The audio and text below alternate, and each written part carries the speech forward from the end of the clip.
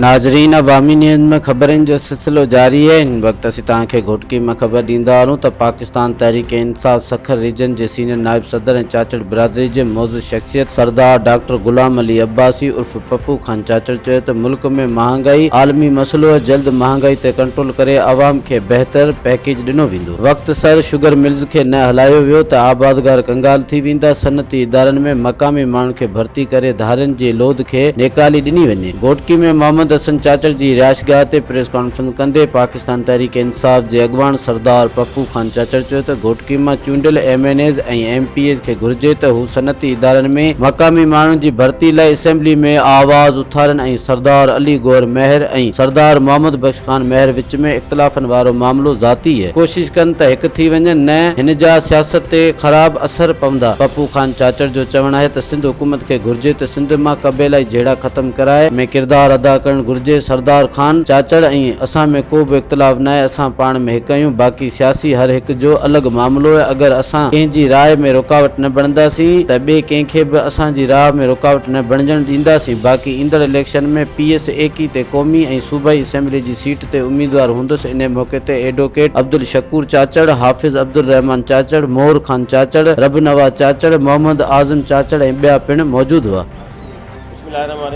जीअं त अॼु 1 नवंबर थी चुकी आहे ऐं असांजी शुगर मिलियूं ख़ासि करे डिस्ट्रिक्ट घोटकी जे हवाले सां असां चवंदासीं त 5 शुगर मिलियूं आहिनि ऐं अञा ताईं उहे स्टार्ट कोन थी विया आहिनि ऐं ग्रोवर वीचारा परेशान आहिनि त असां कमल ॾेई करे पंहिंजी अॻिली फसल जारी कयूं।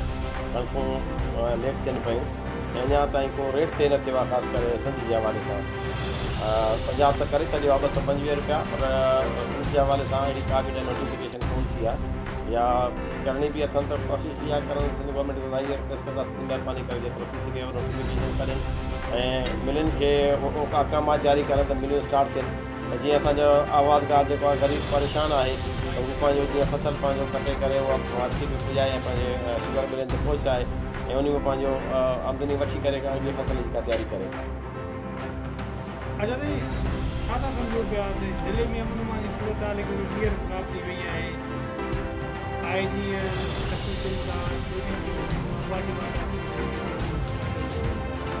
डिस्ट्रिक्ट गवर्नमेंट ऐं ख़ासि करे सिंध गवर्नमेंट खे तारक वठणु खपे त ही कबाली जहिड़ा या थोरी चिकनकारी जेके थियनि थी पियूं उन्हनि खे फौरी तौर ते DC साहिबान एक्टिव थियणु खपे या डिस्ट्रिक्ट एक्टिव थियणु खपे।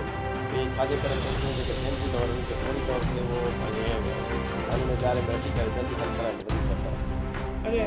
भारत सरकार ने सर एक जो जाति खानदानी मसलो बताया पर एक इशू आई हो, शादी थे गई है, मोहम्मद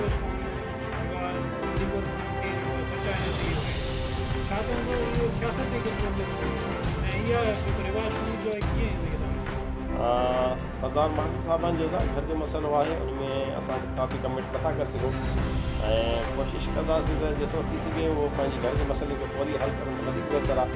ऐं सियासत ते ज़ाहिर आहे असरु पए थो पियो ऐं अलीगढ़ खान जी पंहिंजी सियासत आहे ऐं सरदार मोहम्मद खान जी पंहिंजी सियासत आहे त हू पीपल्स पार्टी में वेठा आहिनि, हू GDA में वेठा आहिनि, उन लाइ ॿी का राय आहे कोन। पंहिंजे घर जे मसइले खे असां अच्छा जीअं ॾिठो आहे त तव्हांजो तहरीक इंसाफ ऐं महांगाई थी रही आहे, महांगाई सां गॾु गॾु माण्हू ख़ुदकुशी करण ते मजबूर थी विया आहिनि।